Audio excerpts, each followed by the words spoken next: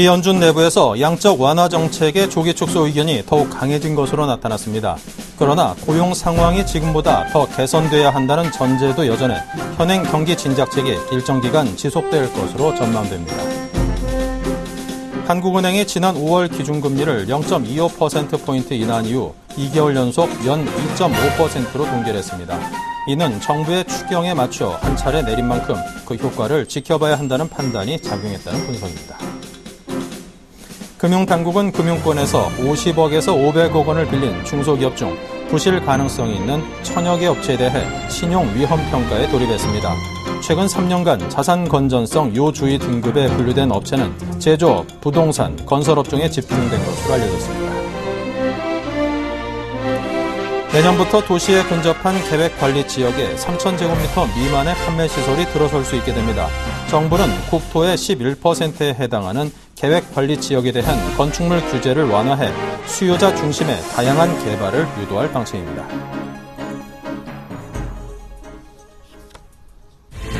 네, 시청자 여러분 안녕하십니까. 오늘장 내일장의 김동석입니다. 오늘은 7월 11일 목요일입니다. 목요일 순서 시작하겠습니다.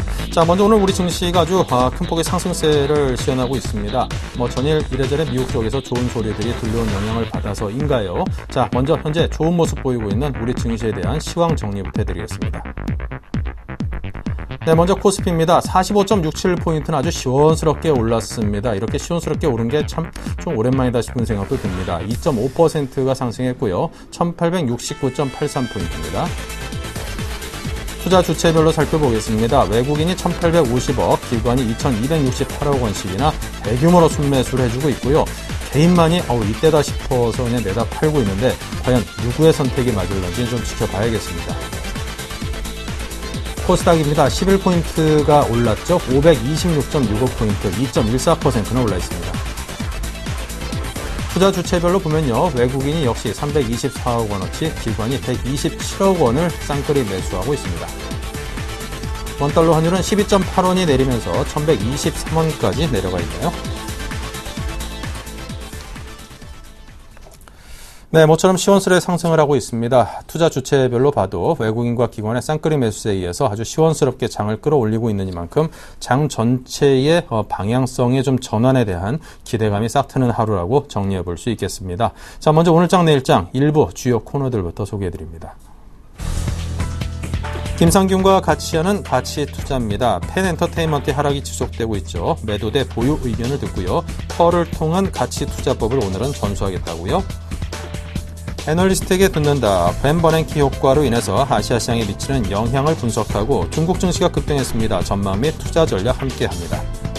테마톡톡에서는 전기 자동차 시장이 확대되고 있다고요. 2차 전지 관련주의 상승, 그리고 중장기적 관점에서의 매수 대응에 대한 의견을 듣고요.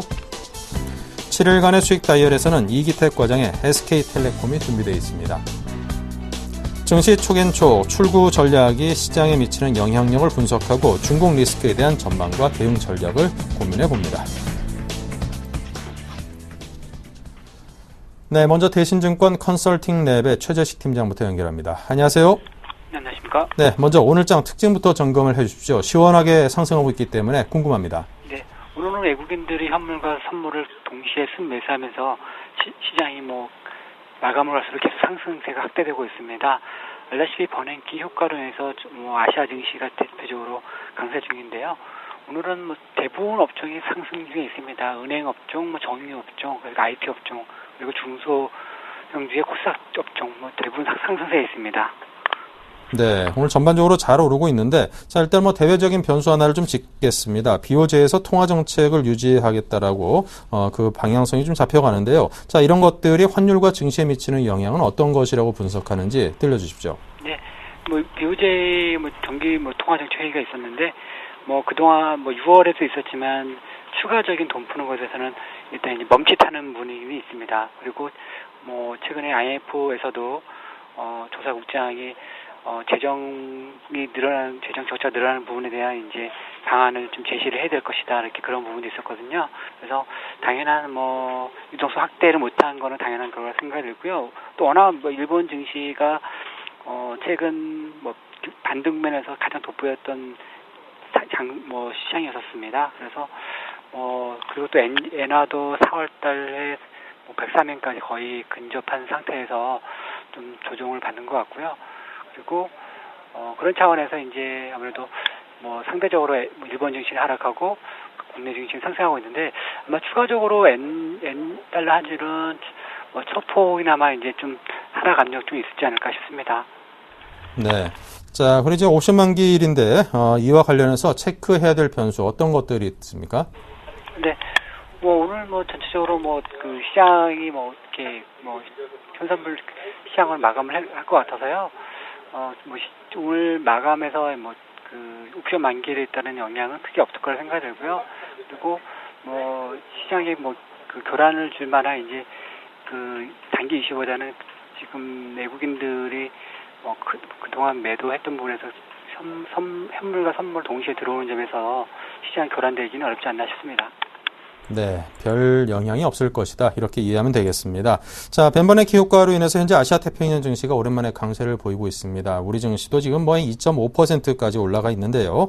자, 이것이 상당 기간 지속될 수 있는 것인지에 대해서는 아직까지도 좀 의문을 갖고 있는 분들도 계십니다. 시장에 대응할 수 있는 단기 전략을 짜주시죠. 네, 일단 국내 증시가 1800선 이하에서 내려갔다가 지금 최근 주 초반에도 다시 약세를 보였었는데 아무래도 이제 그 버냉키 그 양적 완화에 대한 그 투자자 심리 부분에서 이제 버냉키 의장이 확실하게 시장 신뢰도를 준 것 같습니다.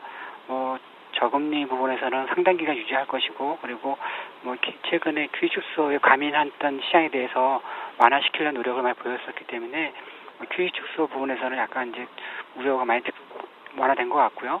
그리고 이따 말씀드리겠지만 중국의 경제 성장률 부진 자체도 최근 1년에 나오는 중국의 경제 지표로 인해서 상당 부분 주가가 반영이 되었다는 측면에서 중국 문제하고 또 미국 문제, 그다음에 그 엔저 부분의 속도 조절 이런 세 가지 요인으로 해서 한국 증시는 좀 추가적인 상승 국면이 또 있지 않을까 싶고요. 일단 1900선 부분에서는 한번 갔다 오려는 시도가 있지 않나 싶습니다. 그래서 전체적으로 실적주 그리고 경기 관련 소재 산업주주 그다음에 일부 납품과대주 대응이 계속 단기적으로 계속 좋지 않나 싶습니다. 네. 자, 이제 출구 전략에 대해서 한 가을 정도에는 시행되지 않겠는가, 거의 확실시하던 시장의 반응과는 달리 상당히 좀 연장될 수도 있겠다는 그런 사인을 연준에서 내밀었습니다. 자, 출구 전략을 늦춘 벤버냉키 효과로 인해서 외국인이 우리 증시로 다시금 돌아올 수도 있지 않겠는가, 이런 기대감이 큰데요. 어떻게 내다보십니까? 네, 출구 전략 부분에서 완연하게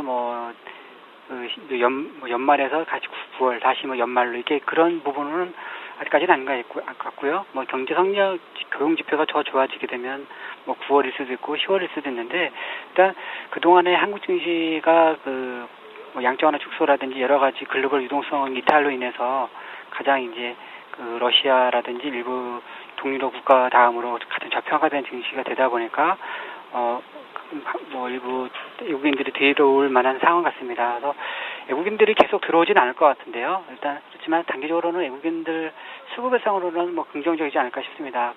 그런 이유는 일단 쇼크버 문제도 있어서 단기적으로 외국인 유동성에 대해서는 긍정적으로 예상하고 있습니다. 네. 자, 최근 경기 부진이 이어지고 있는 중국 경제인데요. 오늘 중국 증시도 이제 급등을 했습니다. 자, 그런데 중국 관련해서 워낙 그동안 투자했던 분들, 주로 펀드를 통해서 투자하신 분들도 많을 텐데, 워낙 손실도 크다 그러고 환매를 좀 해야 된다, 이런 전문가들의 조언들도 줄을 잇고 있습니다. 이와 관련해서 중국 증시에 대한 전망과 전략을 제시해 주십시오. 네. 일단 중국의 경제 부진, 특히 2분기 경제 부진은 잘 알고 있는 사실이라서 새로 이제 부정적 요인으로 되지는 않을 것 같고요. 다음 주 월요일 날 이제 2분기 성장률 지표가 발표가 됩니다. 아무래도 최대 하이라이트가 되는 지표가 됩니다. 근데 현재 컨센서스는 7.5%로 1분기 7.7%보다 둔화될 것으로 예상하고 있습니다. 그렇지만 리커창 총리가 지난 2일과 어제 경제 성장률 목표치 하한선인 7.5%를 사수할 것이라고 해서 천명을 했습니다. 그래서 아무래도 그 2분기 성장률 지표가 7.5% 전후로 나오더라도 시장에 새로운 악재가 되지 않을 거라 판단하고요. 이미 주가로 많이 선반영이 되었다 생각이 듭니다. 중국 증시 투자 전략으로는 저는 아직 3분기 경기 불확실성은 남아있긴 하지만 리커처는 총리의 7.5% 성장을 사수한다는 그런 천명을 했었고, 그리고 작년 3분기가 경제 성장률이 7.4%로 가장 낮은 점도 일단 중국 경제 성장 부진에 대해서 이제 아무래도 시장의 선반영이 많이 되지 않았을까 싶습니다. 그래서 중국 증시 주식을 보유하고 있다면 일단 매도는 보류하고, 단기 매수는 펀드보다는 ETF를 좀 권하고요. 또 3분기 약세 국면에서 저점 분할 매수가 필요하지 않나 싶습니다. 그래서 한 10월 전당대회 정리를 해서 매도를 고려하는 것 시나리오입니다. 장기적으로는 여전히 시진핑 새 정부가 경제 구조 조정이라든지 개혁 트렌드, 그리고 여전히 높은 M2 증가율, 그리고 채권 시장 활성화 대체, 이런 걸 고려해서 장기적으로는 계속 적립식 대응 정도만이 유효하지 않나 싶습니다. 네, 알겠습니다. 지금까지 대신증권 컨설팅랩의 최재식 팀장과 함께했습니다. 감사합니다. 감사합니다.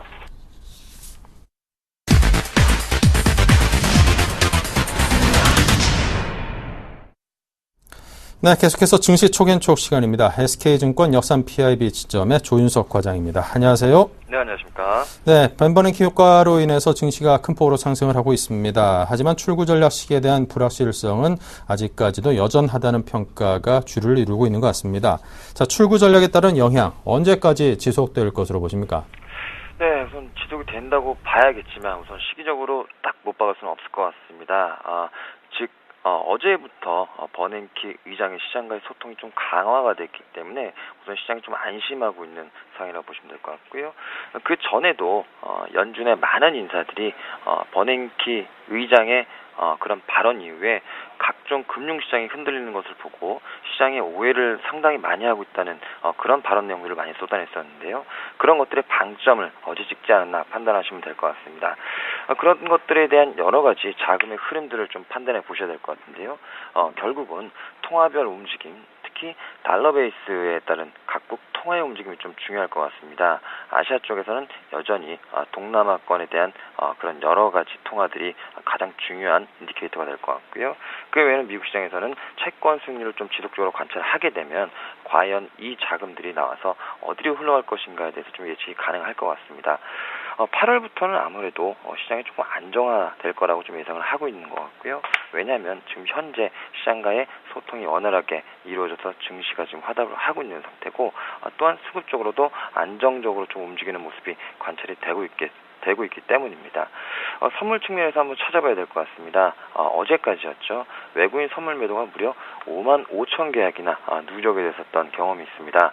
과거 유럽 대위기, 대붕괴 위기 시나리오가 나왔을 때 5만 5천 계약 정도가 누적으로 쌓였던 것을 감안해 본다면 굉장히 많은 누적분이 쌓였었던 거거든요. 근데 오늘 같은 경우 부터 선물이 1,500계약 이상 지금 매수가 들어오고 있는 바로서 즉 시장의 하락 배팅이 어느 정도 일단락되고 있는 거 아닌가 추측해 볼 수 있을 것 같습니다. 그렇기 때문에 이번 선물에 대한 피크는 이미 지났기 때문에 8월부터는 좀 안정적으로 좀 시장이 움직이지 않을까 판단해 보시면 될 것 같습니다. 네. 자, 일본은행에서 통화정책 회의를 마치고 자산 매입 규모를 현 수준에서 유지하겠다. 그런 정책을 밝혔습니다. 현재 연간 한 60조에서 70조 원 정도의 채권을 매입을 하고 있는데요. 자, 일본 경제 회복에 대한 평가도 내렸는데, 자, 그렇다면 이런 것들이 우리 증시에 미치는 영향이 꾸준히 좀 크지 않을까 싶습니다. 환율과 증시에 미칠 영향을 분석 부탁드립니다. 네, 환율과 증시 굉장히 밀접한 관계가 있다고 판단하시면 될 것 같습니다. 즉, 환율 같은 경우에는 너무 이득이 없을 경우에는 구조적인 매수세가 외국에서 유입이 될 수 없기 때문에 그런 차이를 조금 미리 전제 조건으로 깔아놓고 움직이셔야 될 것 같고요. 특히 엔화뿐만 아니고 각국의 환율은 아시아 시장에 대한 잣대를 좀 판가름할 수 있을 것 같습니다. 특히 달러 베이스에 대해서 연동되는 엔화의 그 폭이 약 20% 이상 차지하고 있기 때문에 상당히 중요한 움직임이라고 보고 있고요. 결국은 시장에서 미리 아베노믹스에 대한 걱정을 하고 있지만 아직까지는 걱정할 단계보다는 지금은 오히려 그런 유동성의 흐름을 조금 누려보시는 판단이 옳지 않을까 생각을 하고 있고요. 또한 일본뿐만 아니고 중국에서도 이제는 통화정책뿐만 아니고 여러 가지 것들을 준비해야 된다고 생각하고 있습니다. 그렇기 때문에 전반적으로 시장 전체 자체의 안정화를 가져올 수 있는 것들이 환율뿐만 아니고 정책적으로도 나올 수 있지 않을까 판단하고 있기 때문에 그런 정책적인 수단까지 동원이 됐을 경우에는 환율이 오히려 이머징 시장 쪽으로 조금 들어올 수 있는 가능성이 좀 높아진다. 그렇게 예상하고 있습니다. 네. 자, 옵션 만기, 그다지 큰 영향을 미치지는 않을 것이다라는 분석을 조금 전에 대신증권의 최재식 팀장께서는 제시를 하셨는데요. 자, 이와 관련해서는 어떤 의견을 갖고 계시는지 여쭤보겠습니다. 네, 옵션 만기 상당히 중요한 포인트였고요. 보통 선물 옵션 동시 만기일에는 극심한 변동성을 보이는 경우가 많았었는데, 옵션 만기일 단일 만기로서는 상당히 큰 변동성을 좀 나오고 있는 상황입니다. 하지만 지금 변동성이라고 하는 게 위아래로 크게 흔들리는 것보다는 원사이드, 즉 상방향으로 계속적으로 밀어올리고 있는 형상이기 때문에 지금은 변동성을 수반한다고 보기엔 좀 힘들 것 같고요. 대부분의 과거 사례를 살펴보게 되면 외국인들의 대량 매수자가 수반된 선물 매수가 관찰이 된 경우에는 상승의 연속성을 기대하기는 좀 힘들 것 같습니다. 왜냐하면 이런 정도의 대량 매수세가 유입된다는 것은 상당히 급한 물량, 즉 미리 사야 되는 물량들이 출회되고 있는 상황이기 때문에 한꺼번에 모든 시세를 대부분 반영한다고 보시면 될 것 같거든요. 그렇기 때문에 오히려 지금 같은 경우도 위쪽 방향성이 조금 많이 나오고 있지만 이제는 아래쪽 방향도 서서히 생각해 보셔야 될 단계가 아닌가 생각하고 있고요. 전반적인 흐름 상태는 옵션 만기일이 대세 흐름을 좌지우지할 수는 없다. 그렇게 판단하시는 건 저도 동감하고 있는 부분입니다. 네.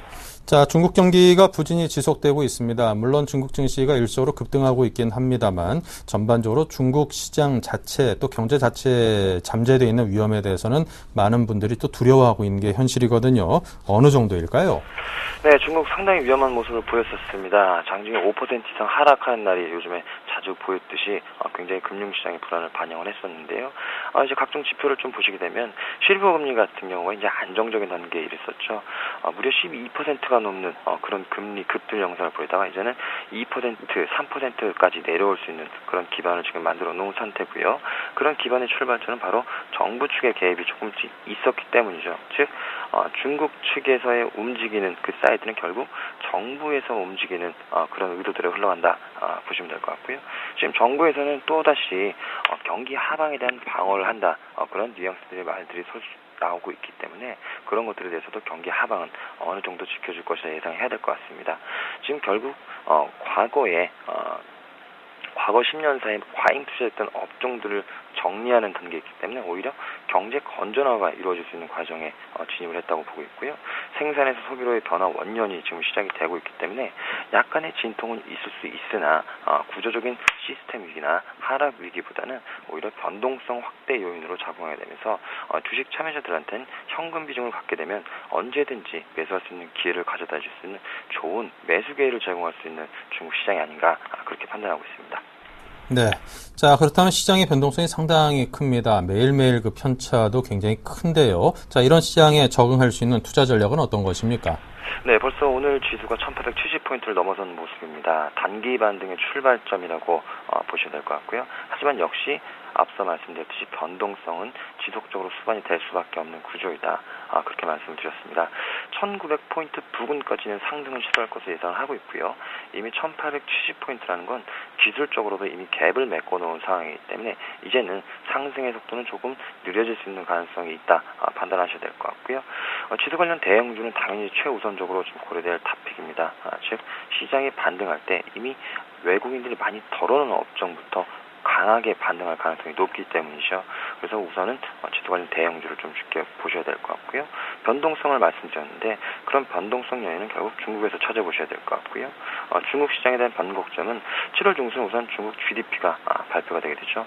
발표 시점부터 시작해서 어느 정도 변동성을 수반할 것이라고 예상을 하고 있기 때문에 그 전까지는 좀 짧게 대응하시는 그런 모습을 좀 유지하시는 게 좋을 것 같고 그 외에는 종목별 장세가 지속될 것을 예상하고 있기 때문에 빠졌을 때 적극적으로 매수하는 그런 포인트를 좀 가져보셨으면 좋을 것 같습니다. 네. 자, 워낙 우리 증시는 물론이고 세계 경제에 미치는 영향이 크니만큼 중국 경제의 성장에 대해서도 상당히 많은 관심이 갑니다. 자, 중국의 2분기 GDP 성장률에 대한 전망은 어떻게 나오고 있습니까? 네, 우선 7%대 얘기를 하고 있지만 어떻게 될지는 지금 아무도 믿지를 못하고 있는 상황이라고 보시면 될 것 같습니다. 특히 중국 경기에 대한 실질적인 믿음, 즉 통계에 대한 믿음이 지금 상당 부분 희석이 돼 있기 때문에 아직까지도 쉽사리 예측을 할 수는 없기 때문이죠. 그렇기 때문에 7% 정도의 예상치 정도만 나오게 돼도 시장은 다시 한번 안도하는 모습을 보일 수 있을 것 같고요. 만약에 쇼크가 난다게 되면 아무래도 시장에서 정부가 적극적으로 나설 것이라고 판단할 수 있기 때문에 변동성을 좀 수반한다고 보고 있습니다. 그래서 이 GDP 같은 경우는 이제 BDI가 오르는 것을 좀 보시면서 판단하셔야 될 것 같습니다. 특히 지금 같은 경우는 철광석 수요도 굉장히 많이 늘어나는 편이고요. 중국에 과잉 투자된 그런 업종들이 철강이었는데도 불구하고 이런 반응이 나온다는 것은 결국 재고축 정리, 경기 활성화에 대한 그런 기대감이 조금씩은 반영이 되는 거 아닌가 판단하고 있기 때문에 여전히 큰 변동폭이나 리스크 쪽으로는 작용하지 않을 것이다. 그렇게 판단하고 있습니다. 네, 자 그러면 지난 포트폴리오 점검을 한번 해보도록 하겠습니다. 어느 정도 위치인지 볼까요? 네, 먼저 조윤석 과장의 포트폴리오 비중입니다. 현금이 20%이고요. 나머지 4종목이 각 20%씩 80을 차지하고 있습니다. 수익률을 보겠습니다. LTS가 마이너스 1.8% 소폭 빠져있고 이라이콤이 마이너스 8, SGNG가 마이너스 3.3% 손실입니다. 동부하이텍이 홀로 올라있는데 꽤나 많이 올라 있습니다. 11.7%로 수익이 두 자릿수로 올라가 있습니다. 자, 이 종목들에 대한 AS를 해주십시오. 네, 우선 전 종목 전부 다 홀딩 의견 드리겠고요. 우선 이라이콤부터 말씀드리면 이라이콤은 저번 박스권 내에서 움직인다고 보시면 될 것 같습니다. 특히 15,000원에서 18,000원 사이에 지금 좁은 박스권을 뚫지 못하고 있는 상황인데 여전히 제가 말씀드렸던 패널의 대형화에 대한 골수에는 이라이콤이 가장 많이 누릴 것으로 생각을 하고 있기 때문에 계속적으로 목표가 유지하는 것으로 말씀을 드릴 수 있을 것 같고요. 투신들이나 기관들의 손절 물량이 거의 다 나왔기 때문에 이제는 조금 더 상승 탄력이 강하게 될 수 있지 않을까 판단하고 있습니다. 그 외에 LTS 같은 경우도 지금 상당히 박스권보다는 좁은 그 움직임을 보이고 있는데 변동폭이 거의 없는 모습을 보이고 있습니다. 거래가 감소하는 좀 모습을 보이고 있고요.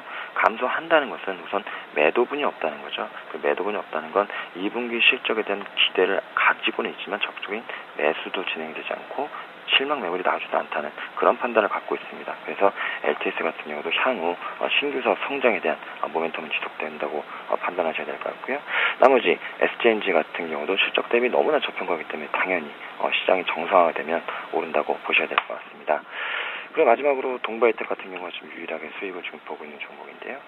우선 저번 전고점이었죠. 9,000원 부근까지는 상승을 다시 한번 할 것으로 보고 있습니다. 강조드렸던 부분이었죠. 중국 핸드폰 시장은 계속적으로 커나갈 수 있을 것이고요. 특히 로엔드나 미드엔드 제품 같은 경우에 시장 확장세는 이제 트렌드로 접어들었기 때문에 동부하이텍의 매출 비중이 급격하게 바뀌면서 턴어라운드가 진행이 되는 건 이미 바꿀 수 없는 사실이라고 보고 있습니다. 기술적으로 잠깐 말씀드리면 우선 8,500원 부근에선 강하게 저항 물량이 형성이 되어 있기 때문에 그 정도에선 한 번 정도는 매도하고 다시 한번 매수 진입 시점을 노려보는 것이 옳지 않나 그렇게 보고 있습니다. 네, 자 이렇게 해서 종목에 대한 의견까지 들어봤습니다. 자, 계속해서 최종 포트폴리오 정리하면서 조윤석 과장님과 인사 나누겠습니다. 감사합니다. 네, 고맙습니다.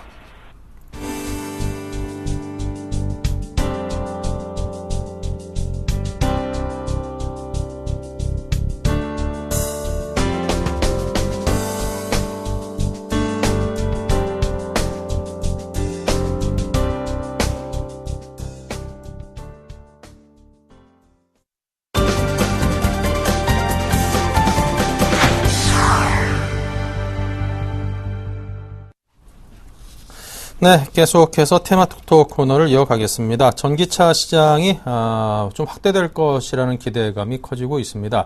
많은 분들이 생각이 좀 갈리고 있기는 합니다만 시장에서는 전기차 시장이 조기에 상당 부분 상용화로 인한 시장 확대가 이루어지지 않겠는가 그렇게 기대를 하고 있는 눈치입니다. 자, 이와 관련해서 2차 전지 관련주 당연히 상승하고 있는데요. 샘플러스의 정대희 멘토를 연결해 봅니다. 안녕하세요. 예, 안녕하세요. 주식 승천 열심 멘토 정대입니다. 네, 자 2차 전지 관련주의 상승 배경부터 듣고 싶습니다. 예, 배경을 좀 말씀을 드리겠습니다. 최근에 그 미국을 중심으로 해서 전기차 판매가 늘면서요. 그 세계적인 전기 자동차 업체인 테슬라 모터스가 첫 흑자 전환 소식이 있었고요. 최근에요. 또한 그 테슬라 모터스에서 그 신모델인 모델 S가 그 미국 정부의 탄소 저감 정책에 힘에 입어서요. 1분기에 약 4,900만 대가 판매됐습니다.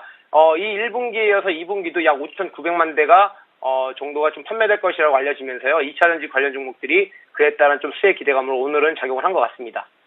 네. 자, 그렇다면 2차 전지 관련주, 전기차 시장과 관련해서 향후 이 상승세를 좀 이어갈 수 있을지 궁금합니다. 전망과 전략을 알려주십시오. 예, 일단 전망을 좀 먼저 말씀을 드리면요. 주가는 꾸준하게 상승 추세로 이어질 거다라고 좀 예상이 되고요. 전략은 중장기 관점으로 해서요. 분할 매수 대응하시면 되겠다라고 좀 말씀을 드리겠습니다.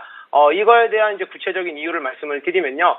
2차 전지 산업의 파이가 즉 규모가 점점 확대될 것으로 판단이 되고 있고요. 그 이유는 첫 번째가 모바일 기기 수요 증가에 따라서요. 소형 전지 즉 각형 전지라든가 폴리머 전지의 수요는 급증할 것으로 보이고 있습니다. 또 실질적으로 증가가 되고 있고요. 또 전 세계적으로 문제인 그 에너지로 인해서 중형 전지에 속하는 즉 ESS 에너지 저장 장치의 수요 또한 지금 늘고 있고요. 여기에 따라서 연료 절감과 그 친환경 문제로 최근에 전기 자동차 판매가 유럽과 미국을 중심으로 해서 늘어나고 있기 때문에요. 대형 전지인 그 EV 즉 자동차 전지에 대해서 수요 또한 급증할 것으로 판단되고 있습니다. 그래서 하지만 그 우리 증시의 관련 기업들이 또 어떤 구조로 또 수혜가 될지 즉 옥석 가리가 또한 필요한 시점이다라고 판단이 되고요. 즉 실적이 받쳐지지 못하는 기업들은 선별이 필요하다라고 좀 말씀을 드리겠습니다. 그래도 지금 이러한 이슈는 단기적으로 수혜가 될 거고요. 차후에 즉 실적을 동반할 수 있는지 여지를 충분히 확인해 보셔야 된다. 그러면 2분기보다는 3, 4분기에 옥석 가리기가 즉 실적을 포인트에 맞춰 놓고 중장기적으로 가져가 보시면 될 거다라고 좀 말씀을 드리겠습니다. 네. 자, 그렇다면 2차 전지 관련주, 상당히 많은 기업들이 있습니다. 투자 가능한 종목은 어디입니까? 많은 전문가분들께서는 단연 삼성 SDI를 꼽긴 하던데요. 예, 저도 일단 삼성 SDI를 오늘 추천을 드리겠고요. 저번 주에도 한번 제가 2차 전지 관련해서 또 테마를 한번 했었는데요. 그때와 동일합니다. 그 이유에 대해서는요, 그 소형 2차 전지 분야 3년 연속 전 세계 1위 업체라는 거고요. 그리고 중대형 2차 전지 분야, 즉 투자 확대가 가속화가 되고 있습니다. 그리고 1분기의 실적 부진이 주가에 충분히 성반영이 됐는데요. 이는 디스플레이 사업 쪽에서 아무래도 손실이 좀 났었다. 그리고 중대형 2차 전지 분야의 신규 사업을 했는데 거기에 대한 좀 수요가 적었기 때문에 거기에 대한 손실이 좀 나왔는데요. 지금 삼성 SDI 같은 경우는 그 디스플레이 쪽의 사업에 좀 비중을 좀 축소하면서 이제는 회사 자체가 그 2차 전지 분야로 완전 탈바꿈하는 그런 지금 전환점이 있다라고 좀 말씀을 드리겠고, 또 하나는 3, 4분기에 반드시 실적 호조가 분명히 나올 거다. 그리고 현재 지금 주가가 충분히 선반영이 되고 있다라고 좀 말씀을 드리겠습니다. 그래서 차트를 보면서 좀 매수가를 좀 잡아드리겠습니다. 매수가는 지금 현재 그대로 현재가 지금 146,000원 매수가 좀 유효하고요. 손절가를 좀 러프하게 잡아드리겠습니다. 이 종목은 좀 중장기적으로 보셔야 되기 때문에 손절가는 13만 원 정도 잡아드리겠고요. 목표가 또한 중기적으로 한 15만 8천 원, 즉 15만 8천 원 정도에서 7,500원 정도 여기까지 목표가를 보시면 충분히 수익이 날 거다라고 좀 말씀을 드리겠습니다.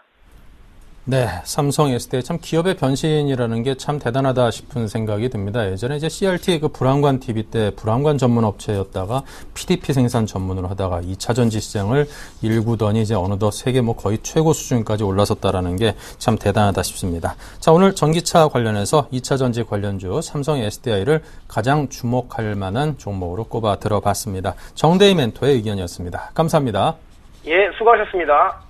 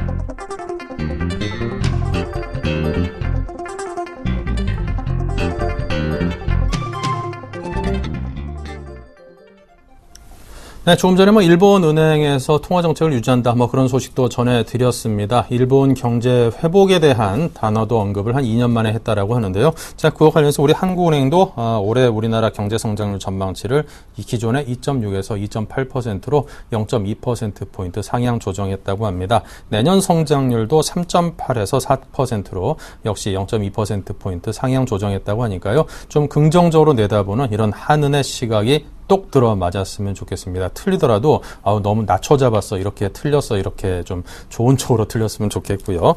자, 계속해서 7일간의 수익 다이어리 코너를 이어가겠습니다. 먼저 지난 수익률 체크할까요? 네, 전반적으로 수익률이 다시금 또 호조세로 돌아섰습니다. 박현상 대리의 우성 INC는 마이너스 0.6 소폭 하락이고요. 대한전선은 0.9% 올랐습니다. 아모텍이 10.5%로 가장 많이 올랐고요. RF세미와 현대 BNG 스틸은 3%대의 수익과 손실을 나눠 가졌습니다.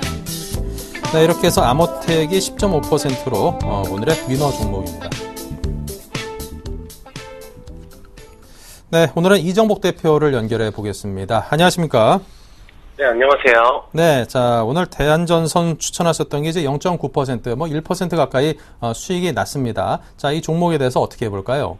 네, 이 종목 어저께 한 3% 정도 상승을 했다가 오늘 좀 아쉬운 게 코스피가 좀 급등을 하고 있는데 대한전선 자체는 코스피 200임에도 불구하고 약보합 정도로 유지하고 있는 것 같습니다.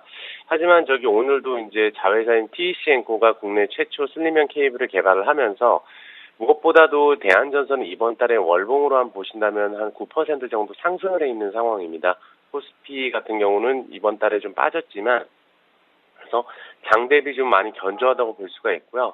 현재 이 11선 위에서 거래를 하면서 거래량이 늘어나고 있다는 점은 좀 굉장히 기술적으로 봤을 때 굉장히 긍정적으로 볼 수가 있고요. 이런 흐름이라면 오히려 내일 같은 경우에 한번 슈팅이 나올 가능성이 있지 않을까 생각을 하고 있습니다. 이제 실적이 계속해서 지금 현재 좀 좋아지고 있고 예전보다는 많이 재무 구조가 개선이 된 만큼 일단 단기적으로 저는 한 3,100원 정도 보고 있지만 중기적인 관점에서는 그 이상도 충분히 갈 수 있지 않을까 생각을 하고 있습니다. 그래서 현재 구간은 아무래도 아직까지 오르지 못한 가격이기 때문에 지금 현재 가격도 충분히 메리트가 있지 않나 생각을 하고 있고요. 손절가만 2,500원을 지켜주시면 될 것 같습니다. 네, 손절가만 정확히 지켜달라, 이런 주문과 함께 대한전선에 대한 AS를 해드렸습니다. 자, 이제 1% 수익이 나고 있는 대한전선을 추천하신 이정복 대표와 함께했습니다. 감사합니다. 네, 감사합니다.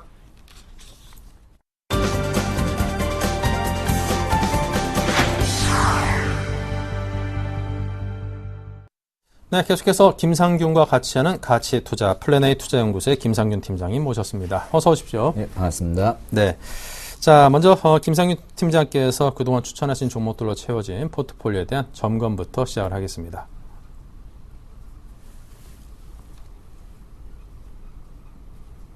네, 김상균 팀장의 포트폴리오입니다. 현금 비중이 30%로 좀 늘어난 느낌이 들고요. 아이테스트, 한양 ENG가 각 20%씩으로 40%를 차지하고 있습니다. 아이테스트가 좀 하락한 후에 오늘은 3% 정도의 상승을 하고 있었던 것으로 기억을 하고요. 한양 ENG가 오늘 한 5, 6% 가까이 굉장히 많이 올랐던 것을 본 것 같습니다. 자, 에로티베큐과 어버브 반도체, 페넨터 이 세 종목은 각 10%씩으로 모두 70%의 자금이 주식으로 편입이 되어 있습니다. 네, 종목의 수익률을 살펴보겠습니다. 페넨터는 지금 손실이 마이너스 38%, 한때 굉장히 더 많이 떨어졌던 것 같은데 그래도 많이 올라왔다 싶은 느낌이 드네요.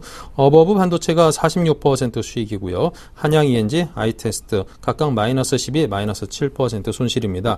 그동안 반도체 관련해서 워낙 삼성전자와 SK 하이닉스가 좀 시장에서 두들겨 맞다 보니까 그 관련주들이 함께 반응을 좀 여타 불똥이 좀 튀었다라는 그런 평가를 받고 있는데 그와 관련해서 손실이 좀 나 있는 상황입니다. 에로티베큐이 12% 올라 있고요. 네, 자, 그럼 이 종목들에 대한 AS를 해보겠습니다. 예, 전체적으로 오늘 시장 자체가 벤버냉키 발행의 이야기에 의해서 주가 자체가 강세를 보이고 있는 장세라 보시면 되겠습니다. 매번 얘기하지만은 시장의 흐름과 종목에 대한 움직임 자체는 별개라고 보시는 겁니다.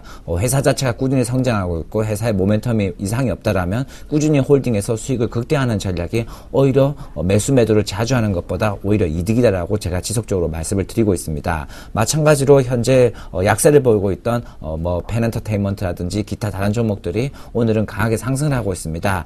주가의 흐름에 맡기기보다는 기업의 펀드멘탈 자체에다가 오히려 비중을 두고 초점을 두시는 게 더 좋다고 보시면 되겠습니다. 주가 페넨트먼트를 보시면은 3,000원 정도의 작은 박스권 형태를 보이고 있습니다.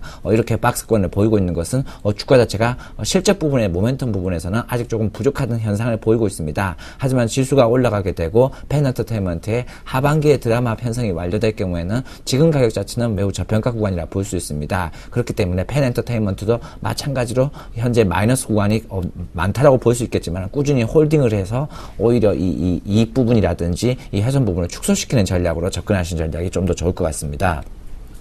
그리고 두 번째 한양ENG라는 종목입니다. 한양ENG 같은 경우에 한양ENG 같은 경우 어제 제가 다시 세 번째 탐방을 갔다 왔습니다. 그만큼 한양ENG에 대해서 좀 더 관심을 가질 필요성이 있다라고 말씀드리겠습니다.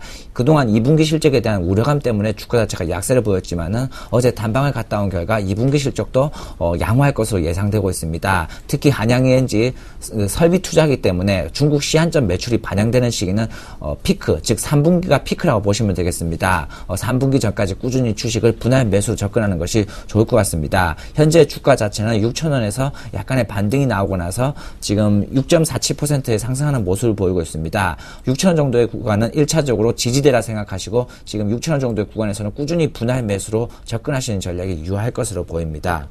다음은 아이테스트라는 종목입니다. 아이테스트 기존의 SK 반도체라든지 삼성전자 반도체 부분에 대해서 아직까지 실적이 가시화되거나 모멘텀 부분에서는 좀 부족하다는 현상이 나오면서 외국계 리포터가 나오면서 삼성전자와 SK 하이닉스가 동반적으로 지속적으로 하락을 했습니다. 마찬가지로 아이테스트 같은 경우에는 SK 하이닉스의 약 50%의 매출을 가지고 있는 반도체 후공정 장비라 보시면 되겠습니다. 후공정 업체라 보시면 되겠습니다.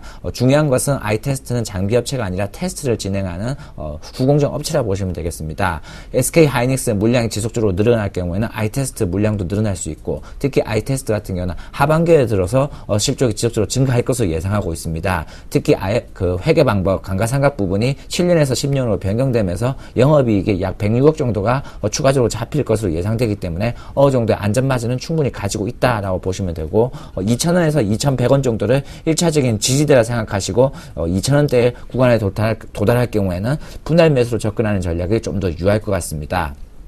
제가 지속적으로 매도 사인보다는 매수 사인을 보내는 것은 현재 시장 자체가 어느 정도 불안한 감이 있겠지만은 기업 가치 펀드멘털을 봤을 때는 시장 대비해서는 충분히 저평가 구간이다 이렇게 말씀드리겠습니다. 그리고 LOT 백큐입니다. LOT 백큐 같은 경우에도 시장의 흐름과 비슷하게 흘러가고 있었습니다. 6월 25일 날 가장 최저점을 찍고 나서 시장이 반등이 나오면서 마찬가지로 LOT 백큐도 마찬가지로 상승하고 있는 모습입니다. 최근에 LOT 백큐 블록딜이라든지 여러 가지 호재들 이슈가 지속적으로 나오고 있습니다. 그렇기 때문에 LOT 백큐도 홀딩을 해서 수익률을 극대화하는 것을 제시해드리도록 하겠습니다. 마지막으로 어버브 반도체입니다. 어버브 반도체 고점 대비해서 많이 하락을 했지만은 오늘도 약 6% 정도의 상승이 나오고 있습니다. 백색 가전이라든지 32비트 MCU 같은 경우에 매출이 점점 과시화되고 있고 특히 어버브 반도체는 구조적으로 회사 자체가 꾸준히 성장하는 회사입니다. 올해 실적도 중요하겠지만 내년도 실적도 기대되는 회사이기 때문에 마찬가지로 홀딩을 해서 수익률을 극대화하는 것을 제시해드리도록 하겠습니다. 네. 전반적으로 삼성전자와 SK 하이닉스의 동반 급락으로 인해서 그 영향을 받는 IT 반도체 관련된 회사들을 좀 추천을 몇 군데를 하셨는데 전반적으로 이 기업들에 대해서는 전혀 염려를 안 하신다라는 그런 느낌을 받았습니다. 오히려 저가에서는 좀 분할해서 매수를 하는 관점을 제시를 해주셨는데요. 자, 이처럼 좀 자신감 있게 이런 제시를 하시는 그 비법에 대해서 좀 듣고 싶습니다. 근데 오늘 이제 가치평가 퍼라든가 EPS, P 등등 이런 그 개념을 적용한 그런 투자 비법을 전수하신다고 하는데 부탁드리고 싶은 게 이제 이런 개념에 대해서 개념조차도 잘 생소하신 분도 분명히 계실 테니까 그 개념에 대한 쉬운 설명과 함께 좀 비법을 말씀을 해주시길 부탁을 드리겠습니다. 예, 기업의 가치를 볼 때는 제일 중요한 것은 기업의 가치와 밸류에이션이라 보시면 되겠습니다. 지난주에도 제가 얘기를 했지만은 상대적으로 사람들이 기업의 가치만을 책정하고 실질적으로 밸류에이션 부분에서는 너무 무시하는 부분이 많다. 성장성 부분만 체크하는 부분이 많기 때문에 상대적으로 저평가한 주식을 이익을 찾지 못한다라고 말씀드렸습니다. 오늘 얘기해 드릴 것은 퍼입니다. 지난 시간과 마찬가지로 상대평가인 퍼 부분에 대해서 좀 더 살펴볼까 하고 있습니다. 퍼 같은 경우에는 주가를 갖다가 EPS로 나눈 겁니다. 그 EPS란 그 말 자체가 당기순이익을 발행 주식수로 나누는 것과 똑같은 원리입니다. 그렇기 때문에 그 EPS라는 말은 즉 퍼라는 말은 시가총액 나누기 당기순이익이라 보시면 되겠습니다. 이 말은 무슨 말이냐면 시가총액 현재가 곱하기 발행 주식수를 할 경우에는 시가총액이 나오게 됩니다. 뭐 여러 가지 뭐 야후라든지 네이버라든지 이런 걸 이용하셔서 증권 업무에 들어가시게 되면은 그 해당 기업의 시가총액이 나오게 됩니다. 그 시가총액을 그 당기순 이익으로 나눌 경우에 현재 가치 퍼가 나온다고 보시면 되겠습니다. 중요한 것은 퍼라는 것을 미래 가치와 현재 가치 둘 다 보셔야 됩니다. 즉 네이버 증권이라든지 뭐 팍스넷이라든지 이런 그 기타 대형 포털 사이트에 나오는 퍼 같은 경우에는 2012년도 즉 작년도 실적 대비해서의 퍼가 나오는 것입니다. 즉 뭐 예를 들어 뭐 LOT 백큐미라든지 기타 종목들이 퍼 10배다 이 말은 2012년도의 실적 대비해서 현재 가치가 퍼 10배 정도의 수준이다 라고 보시는 겁니다. 하지만 중요한 것은 기업의 성장입니다. 과거 수치 퍼도 중요하겠지만 결국 포워드 퍼 앞으로의 미래의 실적이 얼마만큼 나올 것인지가 중요한 것입니다. 예를 들어 LOT 백큐미라는 종목이 과거에 퍼가 10배였는데 2013년도 예상 실적 대비해서는 퍼가 5배다. 이 말은 즉 작년 대비해서 올해 2배 성장할 수 있다라는 것입니다. 그렇기 때문에 주가 자체도 작년 대비해서 2배 오를 수 있다라는 확률이 높다라는 그런 그 밸류에이션 가치를 가지게 되는 것입니다. 그렇기 때문에 퍼를 보실 때는 과거 가치도 중요하겠지만 미래 EPS 올해라든지 2014년 이런 실적들이 어떻게 되는지를 보고 그 실적들을 넣어서 퍼를 계산하시는 것이 오히려 밸류에이션 측정이라든지 가치 측정에서는 좀 더 용이하다라고 보시면 되겠습니다. 하지만 중요한 것은 미래 EPS 즉 앞으로 예상하는 실적이기 때문에 그 부분에 대해서는 좀 더 신중하게 구하고 오히려 기업 탐방이라든지 기업 전화라든지 이런 것을 통해서 좀 더 안전마진 안정성을 가지고 실질적으로 예상하고 있는 미래 EPS 실적이 얼만큼 나올 것인지에 대해서 좀 더 집중하시는 것이 좋을 것 같습니다. 네. 자, 그 우리 시장이 오늘 뭐 상승을 잘 하고 있습니다. 근데 그 일별 그 주가의 움직임을 보면은 이렇게 상승을 좀 큰 폭으로 했다가도 그 다음 날이면은 그 하루 2, 3일을 잘 가지 못하고 여지없이 또 떨어지고 며칠 동안 하루에 올랐던 걸 다 까먹는 그런 양상이 계속되고 있습니다. 그만큼 시장 자체가 좀 불안불안하고요. 뭐 매수 관점으로 접근을 하기에는 여러 가지 변수들이 워낙 이제 도사리고 있는 것이 많아서 투자자들이 안심하고 좀 접근하기 힘듭니다. 자, 이런 상황에서 오늘 장에 대한 마감 전략과 좀 넓게 잡아서 한 1, 2주 단위로 좀 있을 수도 있는 그런 변수들을 감안을 해가지고 투자 전략을 제시해 줄 수 있을까요? 예, 시장 자체에 사실 제가 지속적으로 얘기하는 것은 시장 자체에 흔들리지 말라라고 지속적으로 얘기를 하고 있습니다. 사실 내일 당장 시장 자체가 어떻게 될지 뭐 오를지 떨어질지 알 수가 없습니다. 하지만 기업의 실적 가치 대비해서는 주가 자체가 싸다라면은 내일 당장 주가가 떨어지고 오르고 하기보다는 올해 말이라든지 내년이라든지 그런 부분을 지켜봤을 때 충분히 주가가 올라갈 수 있다, 떨어질 수 있다, 이것을 예상하는 것이 오히려 더 쉽다라고 말씀드리겠습니다. 특히 뭐 기업 탐방이라든지 주담 통화라든지 이런 부분에서 지속적으로 확인을 하면서 오히려 기업에 대한 확신을 가지고 있다라면 시장이 빠지고 시장 자체가 급락할 경우에는 오히려 위기를 기회라고 생각하고 분할 매수로 접근하는 전략이 항상 좋은 전략이다, 이렇게 말씀드리고 싶습니다. 오늘 오전 같은 경우에도 제가 우리산업이라는 회사를 탐방을 갔다 왔습니다. 우리산업 회사를 탐방을 갔다 온 것은 그 최근에 2차전지 테슬라가 전기차 부분에서 실적이 증가하고 있기 때문에 국내에서 어떤 업체들이 테슬라에 납품을 하고 수 있을까라고 찾아보는 결과 유일하게 국내에서는 우리산업이라는 회사가 테슬라의 테슬라의 전기차 PTC 히터라든지 이런 부분에서 납품을 하고 있습니다. 2차전지도 중요하겠지만 테슬라가 좋아진다라면은 테슬라 부분에서 지속적으로 실적이 납품을 하고 있고 실적 부분에서 가시화될 수 있는 회사, 이런 부분에 투자하는 것이 맞다라고 보시면 되겠습니다. 제가 투자하고 있는 다른 업체들도 마찬가지입니다. 단순하게 누가 루머에 의해서 이런 부분이 이렇게 될 것이다, 이렇게 하기보다는 그런 루머를 들었으면은 그 부분이 실제로 기업과 얼마나 연관되어 있고 실제 실적, 실제 매출에 대해서 얼만큼 영향이 되고 찍어지는지 그 부분에 대해서 지속적으로 확인을 하고 관심을 가질 필요성이 있습니다. 이렇게 확인을 하실 때는 기업의 주식 담당자와 통화를 한다든지 이런 부분에서 확인을 하면서 기업에 대해서 안전마진, 즉 내가 이 기업에 대해서 얼마나 알고 있는가, 이렇게 많이 알고 있다라면은 비중도 많이 실을 수 있고 투자에 대해서 시장이 하락하더라도 오히려 나는 이 기업에 대해서 더 살 수 있다라는 확고한 의지가 있게 됩니다. 그리고 나서 이 분할 매수를 하게 될 경우에는 시장이 다시 올라오게 되면 주가 자체도 상승하기 때문에 큰 수익이 날 수 있게 됩니다. 그렇기 때문에 시장 자체에 대해서 너무 흔들림을 가지지 마시고 기업의 펀드멘털, 기업의 가치에 대해서 좀 더 집중하시면서 기업이 앞으로 과거의 실적이 얼마만큼 나와왔고 앞으로의 실적이 얼마만큼 증가할 것인지, 앞으로 꾸준히 실적이 증가할 수 있는지, 단기적인 일회성인 요인에서 증가할 수 있는지 그런 부분에서 지속적으로 체크를 하면서 기업의 가치에 대해서 좀 더 공부를 하시고 접근하시는 전략이 유효할 것으로 보입니다. 네. 자, 좀 전에 우리산업 등 직접 기업을 탐방하신 곳에 대한 말씀을 해주셨는데요. 자, 이런 기업들에 대해서도 투자를 고려하시는 분들도 계실 텐데, 자, 그런 투자 관점에서의 조언을 좀 해주신다면요. 예, 전체적으로 기업의 가치를, 기업을 선택을 하실 때, 나는 어떤 기업을 선택할 것인가에 대해서 많은 고민을 많이 가집니다. 하지만 그런 어떤 기업을 선택할 것인지 고르는 그 종목 자체가 사실은 어떤 기업을 판별할 것인가에 대한 똑같은 니즈나 똑같다고 보시면 되겠습니다. 그렇기 때문에 우선은 기업을 공부하실 때는 여러 기업들을 한꺼번에 다 같이 보시는 게 더 효율성이 더 좋다라고 보시면 되겠습니다. 예를 들어서 삼성전자가 대형 설비 투자를 한다라면 그 설비 투자에 대해서 직접적인 수혜를 받을 수 있는 종목들, 제가 투자하고 있는 한양엔지 같은 종목들 설비 투자를 하면서 배관 부분에서 실적이 꾸준히 나올 수가 있는 종목들입니다. 그렇기 때문에 대형 업체들에서 먼저 선행 투자가 이루어지고 후발적으로 2차라든지 3차 벤더 이런 부분에서 실적이 나올 수 있는 그런 스몰캡 소형 위주로 접근하실 경우에는 높은 수익이 날 수 있다라고 말씀드리도록 하겠습니다. 네. 자, 이렇게 해서 직접 탐방을 통해서 발굴하신 기업들에 대해서도 여러분께서 투자를 하신다면 이런 점을 좀 고려해서 해라라는 그런 조언까지 드렸습니다. 자, 그렇다면 지금까지 이제 추천받았던 종목들로 이루어진 포트폴리오, 과연 현재 위치는 어느 정도까지 와 있고 앞으로 어떤 식으로 대응을 해야 되는지 다시 한번 정리를 해보도록 하겠습니다. 네, 김상규 팀장의 포트폴리오입니다. 현금 비중이 30%이고요. 한양 ENG 20%, 아이스테스트 모두 20%입니다. 손실이 좀 나 있는 상황이긴 하지만 이 종목에 대한 꾸준한 관심을 당부했고요. 어버브 반도체, 에로티베큐um, 펜엔터테인먼트가 각 10%씩 30% 비중입니다. 수익률을 살펴보겠습니다. 포트폴리오 전체 수익률은 45% 아주 안정적으로 높이 가져가고 있습니다. 펜엔터가 마이너스 38%, 어버브 반도체 46% 수익입니다.